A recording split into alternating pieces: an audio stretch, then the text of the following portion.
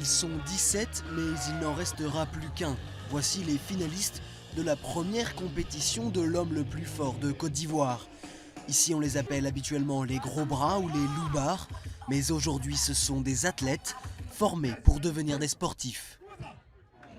Il a fallu que je les forme techniquement. J'ai fait venir même récemment un expert en sport de force. Et ensuite, il a fallu construire le matériel. C'est un matériel qui obéit totalement aux codes, aux dimensions du matériel international.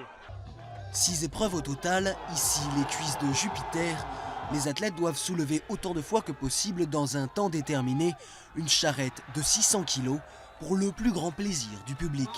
Je supporte mon mari. Oui, je veux qu'il gagne. Je t'aime beaucoup, je t'aime fort. Oh, ils sont très formidables, très performants. Parce que c'est pas du jeu. C'est pas du jeu, c'est des kilos qui sont là. Voilà, c'est des charges. Après 6 heures de compétition, la dernière épreuve, les boules de l'Atlas, un classique international des jeux de force. Chaka Zulu, 1m95 et 120 kg, le grand favori de la compétition prend alors un avantage décisif avant d'être proclamé, quelques minutes plus tard, l'homme le plus fort de Côte d'Ivoire. C'est grâce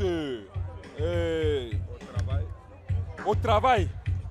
C'est pas que tu restes à la maison pour venir, que tu es gros bras et tu vas devenir champion. C'est le travail.